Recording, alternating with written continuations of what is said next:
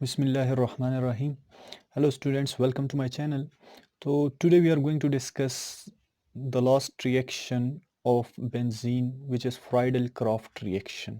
तो Friedel-Crafts reaction benzene में जो हमारे पास इलेक्ट्रोफिलिक एरोमेटिक्स सब्स्टिट्यूशन रिएक्शन है उसका ये लास्ट रिएक्शन होगा, इलेक्ट्रोफिलिक एरोमेटिक सब्स्टिट्यूशन रिएक्शन। अब ये जो फ्राइडल-क्राफ्ट रिएक्शन है इसको भी हम कहते हैं, ये भी हमारे पास क्या है, एक नेम्ड रिएक्शन है। नेम्ड रिएक्शन है। नेम्ड रिएक्शन हम इसको इसलिए कहते हैं क्योंकि ये भी एक साइंटिस्ट के नेम पे है, दो साइंटिस्ट के नेम पे है, एक फ्राइडल है, दूसरा हमारे पास क्या है, क्राफ्ट है। अब तो फ्राइडल क्राफ्ट रिएक्शन के अंदर हमारे पास दो रिएक्शंस आ जाते हैं। फ्राइडल क्राफ्ट रिएक्शन में एक तो हमारे पास आ जाता है फ्राइडल क्राफ्ट अल्काइलेशन, क्या होगा, फ्राइडल क्राफ्ट अल्काइलेशन, और दूसरा हमारे पास होता है फ्राइडल क्राफ्ट एसाइलेशन। ठीक है, ये दो रिएक्शंस आ जाते हैं इस फ्राइडल क्राफ्ट रिएक्शन के अंदर। तो ये भी इस फ्राइडल क्राफ्ट रिएक्शन के अंदर हमने बेंजीन के अंदर एक तो हम कहते हैं अल्काइलेशन में हमने अल्काइल ग्रुप को इंट्रोड्यूस करना है। अल्काइलेशन में हम क्या करेंगे, अल्काइल ग्रुप को इंट्रोड्यूस करेंगे एरोमेटिक रिंग के अंदर। एसाइलेशन में हम एसाइल ग्रुप को इंट्रोड्यूस करेंगे। तो ये जो हमारे पास अल्काइल ग्रुप होगा, अल्काइल ग्रुप कौन सा होगा, मतलब कोई भी अल्काइल ग्रुप हो, ये हमारे पास अल्काइल ग्रुप आ गया। एसाइल ग्रुप कौन सा होगा, ये एसाइल ग्रुप है। ठीक है, सॉरी, ये एसाइल ग्रुप है। तो अल्काइलेशन के अंदर हमने अल्काइल ग्रुप को इंट्रोड्यूस करना है और एसाइलेशन के अंदर हमने एसाइल ग्रुप को इंट्रोड्यूस करना है बेंजीन रिंग के अंदर। तो इसको हम क्या कहेंगे, फ्राइडल क्राफ्ट अल्काइलेशन और फ्राइडल क्राफ्ट एसाइलेशन। तो पहले हम क्या करेंगे, अल्काइल को लेंगे, फ्राइडल क्राफ्ट अल्काइलेशन को। तो अल्काइलेशन, फ्राइडल क्राफ्ट अल्काइलेशन। अब जो फ्राइडल क्राफ्ट अल्काइलेशन है इसके अंदर हमें पता है कि हमने अल्काइल ग्रुप को इंट्रोड्यूस करना है बेंजीन रिंग के अंदर। यहाँ पे हम केमिकल रिएक्शन ऑफ बेंजीन पढ़ रहे हैं, तो अल्काइल ग्रुप को हम इंट्रोड्यूस करेंगे बेंजीन रिंग के अंदर। मतलब यहाँ पे बेंजीन के पास हाइड्रोजन्स हैं, 6 हाइड्रोजन्स हैं, तो हमने बेंजीन के किसी एक हाइड्रोजन को अल्काइल ग्रुप के साथ रिप्लेस करना है। तो इसको ये हमारे पास क्या बन जाएगा, इलेक्ट्रोफिलिक एरोमेटिक सब्स्टिट्यूशन रिएक्शन। अब इसमें जो हमारे पास कैटलिस्ट यूज हो गए, ये तो हमारे पास होंगे, या तो लीवियस एसिड होगा, लीवियस एसिड यूज होंगे। लीवियस एसिड्स कौन कौन से मतलब यूज होते हैं, या तो हमारे पास LCl3 यूज होता है, FeCl3 यूज होगा, ठीक है, AlF3, इस तरह ये लीवियस एसिड यूज हो सकते हैं, या तो हमारे पास मेटल हैलाइड्स भी यूज हो सकते हैं, और मेटल हैलाइड्स। तो इसकी मौजूदगी में हमने इस केमिकल रिएक्शन को प्रोसीड करना होगा।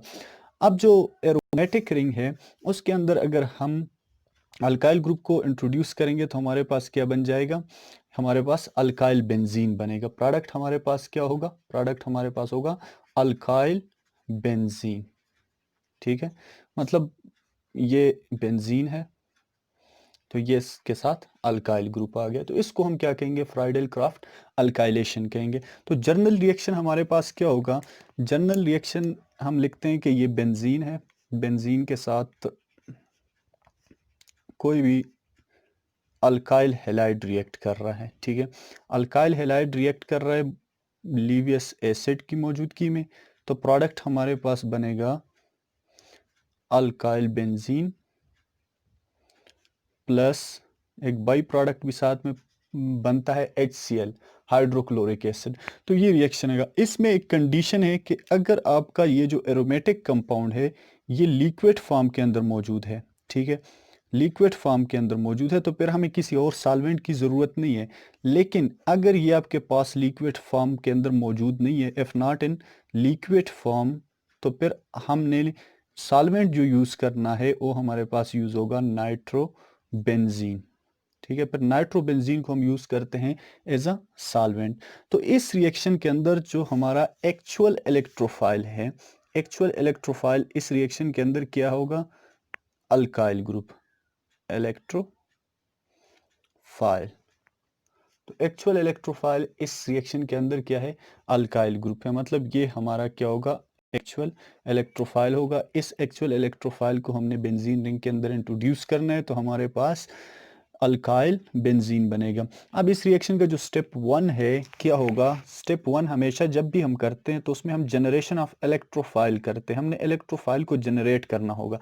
तो इलेक्ट्रोफाइल को हम किस तरह जनरेट करेंगे, हमारे पास होगा अल्काइल हैलाइड्स, ये मिथाइल क्लोराइड है, इसको हम रिएक्ट करते हैं किसके साथ, लीवियस एसिड के साथ, ये LCl3 है। तो हमें पता है कि ये जो एल्यूमिनियम है Al, ये यहाँ पे क्या है, इलेक्ट्रॉन डिफिशिएंट है, इसके ऊपर यहाँ पे पार्शियल पॉजिटिव चार्ज मौजूद होगा। ये जो 3 क्लोरीन्स है इसके ऊपर पार्शियल नेगेटिव होगा, क्योंकि ये ज़्यादा इलेक्ट्रोनेगेटिव है, इलेक्ट्रॉनिक डेंसिटी को अपनी तरफ अट्रैक्ट करते हैं। तो यहाँ से क्या होगा कि ये जो क्लोरीन्स हैं, इस क्लोरीन का ये वाला बॉन्ड, ये हम कहते हैं डायरेक्टली अटैक करता है इस एल्यूमिनियम के ऊपर। तो एक तो हमारे पास बन जाएगा यहाँ पे CH3 पॉजिटिव, जो एक्चुअल इलेक्ट्रोफाइल है उसको हमने ऑब्टेन कर लिया, प्लस क्या बनेगा, AlCl4। अब यहाँ पे एक क्लोरीन आ गया तो इसके ऊपर नेगेटिव चार्ज आ गया। यहाँ पे जो एक्चुअल इलेक्ट्रोफाइल था, इस एक्चुअल इलेक्ट्रोफाइल को हमने ऑब्टेन कर लिया, एक्चुअल इलेक्ट्रोफाइल हमारे पास आ गया। अब इस एक्चुअल इलेक्ट्रोफाइल को हमने रिएक्ट करना है बेंजीन के अंदर। तो स्टेप 2 इस रिएक्शन का क्या होगा, स्टेप 2 में जो इलेक्ट्रोफाइल बना है, इसी इलेक्ट्रोफाइल को हम रिएक्ट करेंगे बेंजीन के साथ।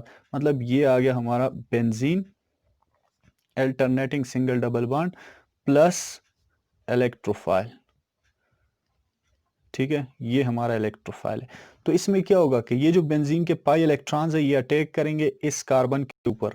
तो जब ये इस कार्बन के ऊपर अटैक करेंगे तो हमारे पास जो यहाँ पे नेक्स्ट इंटरमीडिएट बनता है, क्या बनेगा, ये बॉन्ड अपनी जगह पे, ये अपनी जगह पे, यहाँ पे जो बॉन्ड था उसने अटैक किया था, तो यहाँ पे CH3 अटैच हो जाएगा इसी कार्बन के साथ, एक हाइड्रोजन भी है, ठीक है। और यहाँ पे हमारा क्या होगा, पॉजिटिव चार्ज आएगा, क्योंकि इस कार्बन की जो वैलेंसी है वो भी पूरी नहीं है, ये इलेक्ट्रॉन डिफिशिएंट है। ये आपका यहाँ पे एरिनियम आयन बन गया, क्या बन गया, एरिनियम आयन बन गया, ठीक है। ये स्टेप 2 है इस रिएक्शन का। अब स्टेप 3 में हम क्या करेंगे कि स्टेप 3 में हमने ये हमारे पास ये जो हाइड्रोजन है, इस हाइड्रोजन को हमने लॉस करना है। ये हाइड्रोजन यहाँ से रिमूव होगा और इसके जो इलेक्ट्रॉन्स हैं ये इस पोजीशन के ऊपर शिफ्ट होंगे। तो स्टेप 3 क्या होगा इस रिएक्शन का, स्टेप 3। अब स्टेप 3 में हम कहते हैं हमारे पास यही एरिनियम आयन है, ठीक है, ये यहाँ पे पॉजिटिव चार्ज है, ये आपका CH3 हाइड्रोजन। अब इसको हमने रिएक्ट करना है किसके साथ, जो हमारा बना था AlCl4, Cl,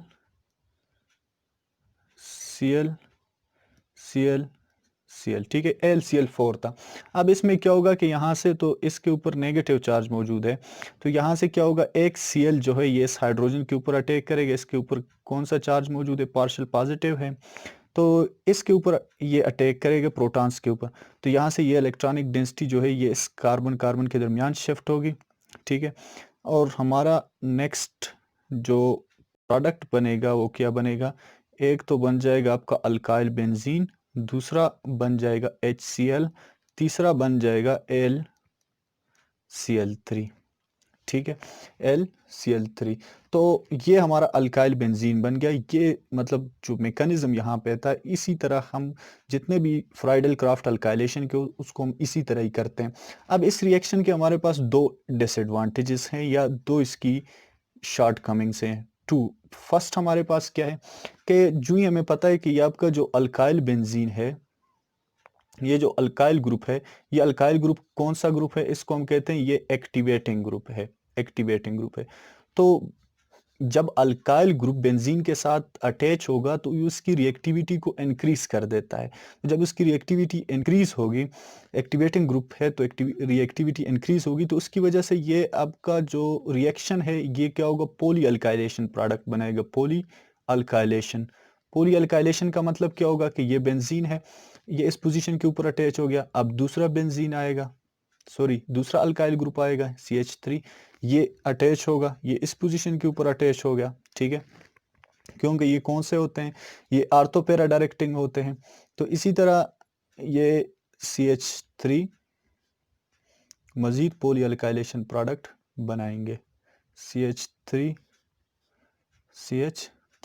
इसी तरह ये अल्काइल ग्रुप अटैच होते जाते हैं, क्योंकि ये हम कहते हैं कि ये जो अल्काइल ग्रुप है एक्टिवेटिंग ग्रुप है, तो आपका जो प्रोडक्ट है ये मोनो अल्काइलेशन के ऊपर रिस्ट्रिक्ट नहीं होता बल्कि पॉली अल्काइलेशन प्रोडक्ट बना देता है। तो इस रिएक्शन को मोनो अल्काइलेशन तक लिमिट करने के लिए, इसको प्रॉब्लम को सॉल्व करने के लिए हम क्या करते हैं कि हमारे पास जो बेंजीन है, इस बेंजीन को हम लार्ज अमाउंट में ले लेते हैं, किसमें ले लेते हैं, लार्ज अमाउंट में या एक्सेस अमाउंट में लेते हैं as compared to alkyl halide. अगर अल्काइल हैलाइड आपका एक्सेस अमाउंट में होगा तो आपका जो प्रोडक्ट है ये क्या होगा, पॉली अल्काइलेशन होगा। अगर आपका बेंजीन लार्ज अमाउंट में होगा तो आपका जो प्रोडक्ट होगा ये क्या होगा, मोनो अल्काइलेशन तक रिस्ट्रिक्ट होगा, मोनो अल्काइलेशन तक रिस्ट्रिक्ट होगा। ठीक है, एक तो हमारे पास इसकी जो ड्रॉबैक है वो ये आ जाती है। दूसरी ड्रॉबैक इसकी क्या आ जाती है कि इसमें जो इंटरमीडिएट बनता है इस रिएक्शन के अंदर, ठीक है। अब दूसरी इसकी ड्रॉबैक क्या है कि इस रिएक्शन के अंदर सेकंड नंबर पे, कि इस रिएक्शन के अंदर जो इंटरमीडिएट बनता है, मतलब इंटरमीडिएट क्या बनता है, कार्बोकेटाइन बनता है, जिसमें अल्काइल ग्रुप के ऊपर कौन सा चार्ज आ जाता है, पॉजिटिव चार्ज आ जाता है। तो वो अपने आप को रीअरेंज कर देता है, रीअरेंज उसकी रीअरेंजमेंट होगी, तो रीअरेंजमेंट के नतीजे में हमें जो प्रोडक्ट चाहिए होता है वो प्रोडक्ट नहीं मिलता। रीअरेंजमेंट किस तरह होती है, जिस तरह हमने पढ़ा है कि हमारे पास जो प्राइमरी कार्बोकेटाइन है वो लेस स्टेबल होता है, फिर सेकेंडरी ज़्यादा, फिर टर्शरी। ठीक है, ये इस तरह होगा कार्बोकेटाइन। तो प्राइमरी कार्बोकेटाइन हम कहते हैं कम स्टेबल होता है, सेकेंडरी ज़्यादा और टर्शरी ज़्यादा, तो इसलिए उसको ऑब्टेन करने के लिए अपने आप को रीअरेंज कर देते हैं। तो इस तरह हम एक एग्जांपल लेते हैं कि हमारे पास है बेंजीन, ठीक है। अब इस बेंजीन के साथ रिएक्ट करते हैं हम प्रोपाइल क्लोराइड को, CH3 CH2 CH2 Cl, ठीक है। अब इसमें लीवियस एसिड की मौजूदगी में करते हैं तो हमारे पास यहाँ पे जो प्रोडक्ट बनता है, दो तरह के प्रोडक्ट्स बन सकते हैं। एक तो प्रोडक्ट हमारे पास यहाँ पे बनता है CH2 CH2 CH3, ये आपका बनता है N प्रोपाइल बेंजीन, ठीक है। एक प्रोडक्ट तो हमारे पास यहाँ पे ये बनता है, प्लस इसके साथ ही सेकेंड प्रोडक्ट दूसरा हमारे पास क्या बनता है, रीअरेंज प्रोडक्ट बनता है CH और CH3 होल ट्वाइस। तो ये आपका क्या बन गया, मतलब यहाँ पे ये बन रहा है, ये इसने अपने आप को रीअरेंज कर लिया। यहाँ पे पॉजिटिव चार्ज, इसमें जो कार्बोकेटाइन बना था कौन सा था, CH3 CH2 CH2 जो इलेक्ट्रोफाइल बना था, इस तरह बना था।